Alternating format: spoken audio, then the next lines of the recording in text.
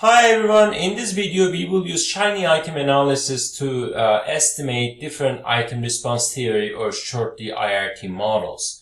In this particular example, I will use a pseudo data set with 32 items with binary items and 600 people basically. So you will find the link to this file in the description below.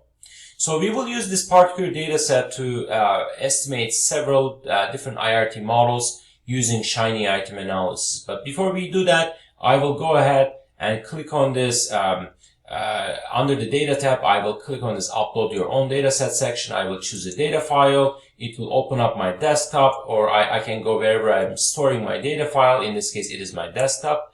I will just choose the IRT data, the data set that we are going to analyze. This particular data set is now uploaded, and I will select the type of the data. It is a binary type of data with 1-0 type of responses. And the values are separated by comma because this is a .csv file. And I don't need to just change anything with the quotation. And I will keep the headers and item names as they are because I already had item names in the first row in my data set. So I will keep the header and I will just use those as my item names. So now it's all good. So I know that upload is complete. I will go down and click upload data. Data set will be uploaded. Now it says it is confirmed. Your data were successfully uploaded. Check the data exploration tab. So that's what I'm going to do next. I will go back up and click on this data exploration tab just to make sure that all the items were properly imported.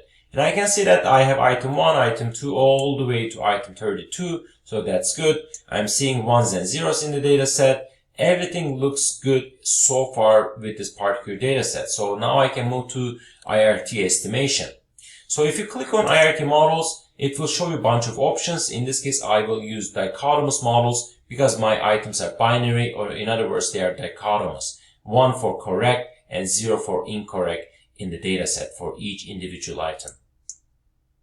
So as soon as you open up this tab, so the default option is rush model and the parameterization is IRT. So based on this settings, it will go ahead and it will start estimating the rush model in the background. So the first part of the output that we will see is called the item characteristic curves. It just shows the probability of success against the ability for each individual item on my test. So I can literally just scroll, move my mouse over on each item. So it will just show you which item we are looking at and the probability of success depending on the ability that we are just observing. For example, over here, I'm looking at ability of negative 3.8, and that tells me that this person with this type of ability would have roughly 63% chance to answer item 11 correctly.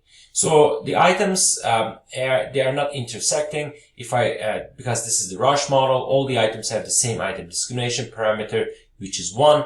In this case, all the items are just kind of parallel. But as you can see, if you just go from left to the right, items become more and more difficult in this case. So they require a little bit more higher ability to answer the item correctly. So you can download this figure by clicking on this button. The next figure that we are seeing is the item information curves. So each curve here, this time indicates the level of information that each item really provides. So the higher the level of information, the better. And as you can see, each item provides high level of information at a certain area related to the difficulty of this item. So wherever the difficulty is located for this particular item, the item will become more informative in that region. So the easiest item on the test was item 11, as we can just see. So item is really informative for low ability or low achieving examinees. Typically like between -6 and maybe like around negative 3 or so. But whereas if you look at the most difficult item on the test, which is on the very right hand side, in this case, this item is more informative for mostly for high ability people between, let's say, abilities of roughly like +1 to maybe like 4. So in that case, we can definitely just see this by moving the mouse around here. And again, you can download this figure. The last figure that we will observe in this output is, in this case, it is the test information curve or test information function. and against the standard error, or SE, or some people call it conditional standard error of measurement, so which indicates the inverse of test information curve in that case. So test information, it shows us how reliable or informative our test is at a certain ability level, and the pink line, which is the inverse of the blue line, it indicates the level of error that our test really provides us at a certain ability level. So for example, if you only look at just a 0 point center, you will see that now we get the highest information for this test, and that's the lowest level of information, which is around like 0.42. And if you go all the way to the right or to the left, so this SC values will go up because the test is not necessarily informative around those regions. And again, you can click on this download figure to download the entire figure, test information curve and standard error in this case. The table that you are seeing over here, it indicates the table of estimated item parameters. So in that case, the first column is the A parameter or discrimination. It is, as you can see, it is 1. We are looking at the rush model. So that means the discrimination is fixed to 1 for all of the items. That's not surprising. So we are seeing the B parameters here, or just difficulty parameters, estimated for each item one by one. And we are seeing the guessing parameter or pseudo guessing parameter or C parameter. So they are all the same thing. In this case, the rush model does not involve any guessing, so that's why we are seeing the guessing as 0 in this case. And finally, we also have a D parameter, which indicates the upper asymptote, and the rush model does not have the D parameter or upper asymptote in that case. So that's why it is fixed to a maximum value, which is 1. The rest of the table shows the item fit indices, degrees of freedom, and p-values for the item fit indices. The p-values less than 0.05 would indicate that the item does not fit the model. So for example, if you look at item 1, we just see the item fit index. In this case, this is the degrees of freedom, and I see that my particular item, in this case item 1, does not necessarily fit the rush model nicely. So this is a signal that probably we should just try an alternative model.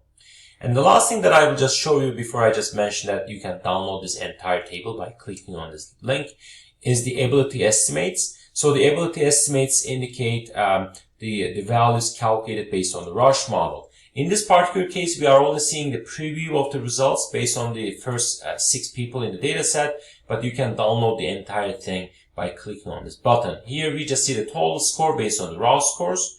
We are seeing the Z-scores based on the Z-score transformation. In other words, it is the total score minus the mean of the total scores divided by the standard deviation of the total scores. In this case, this is not what we are looking for. We want to know the theta scores or latent trait estimates for the rush model. It is the F-score column in this table, and SE indicates the standard error for each estimated ability level. In this case, the first person in our data set got 2.22 ability on a logistic scale, and in this case, the standard error of measurement for this particular person was around 0.5. So the next figure shows the factor scores against the standardized total scores. In other words, it is the Z scores against this F score. F score indicates the factor score, and standardized total score indicates the Z scores. This is what we just saw in this table. The last figure is very specific to the rush model. So you are seeing a right map or an item person map, which shows the histogram of the people over here. So based on this vertical axis, you are seeing the ability trait or latent trait continuum. In that case, so it goes in this particular example from +2 to -4, and we just see that most of our examinees are in between. Around 0 in this particular case. We have roughly a normal distribution of abilities, and each point in this part of the figure indicates individual items and where they are located difficulty-wise. So for example, right now I'm looking at item 6. If I move my mouse all the way to value over here, I would identify what difficulty level is for item 6. But also an easy way is to move your mouse over the item. It shows you that this particular item is around 1.9, which is why the item is located around this value.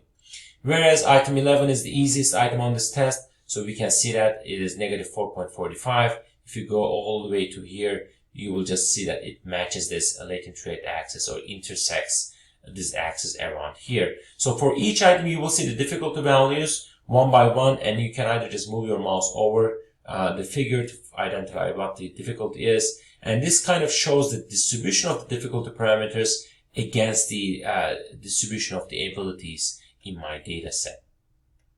So you can also download this figure for the rush model, for this right map or item person map. In this case, it is useful in the context of the rush model. However, if you don't want to use a rush model, you can use an alternative model. Let's say I would like to just get the 3PL model with unique discrimination parameters, difficulty parameters, and guessing parameters for each item.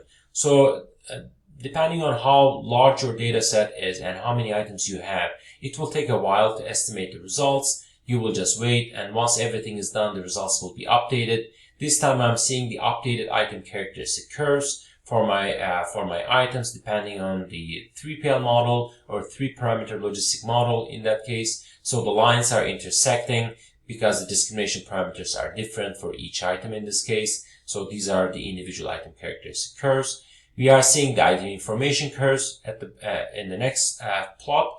So we are seeing that item information is again changing depending on the difficulty levels of the items. In this case, discrimination plus guessing. So some items are more informative because they have high discrimination parameters. Some items do not necessarily have high information because they do not necessarily have high discrimination parameters. So the third figure is just like we saw earlier. It is a test information curve or test information function, the blue line, against the conditional standard error of measurement, which is the pink line. And finally, the third thing that we will see, or just the fourth thing that we will see here, the numerical output shows us a table of estimated item parameters. This time we have the discrimination, difficulty, and guessing for all of the items because we are dealing with the 3PL model. Each item has a unique discrimination parameter, a unique guessing parameter, and unique difficulty parameter in this case. And this time, again, we are seeing the item fit indices and how nicely they just fit the 3PL model in this particular example. And again, you can download this table just like we did earlier. You can also take a look at the ability estimates from this data, and you can download this table by clicking on this download abilities. So this time you are just seeing the standardized scores against the factor scores, or just the F score in that case. So it is the Z scores against the theta scores. This time it is not necessarily a diagonal line because we are using a 3PL model. The raw scores should not necessarily match exactly with the theta scores, which is what we are seeing here. So you won't get the right map or item person map in this case because this particular model, 3PL model, doesn't use the item person map or right map.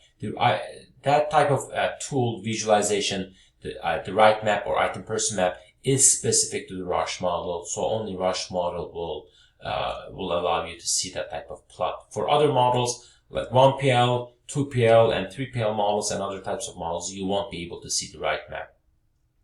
So this is it. So this is how you are using Shiny item analysis to estimate IRT models. So as you can see, the output is really nice, and it shows you everything pretty quickly, and you can download all parts of the output one by one by clicking on this buttons over here.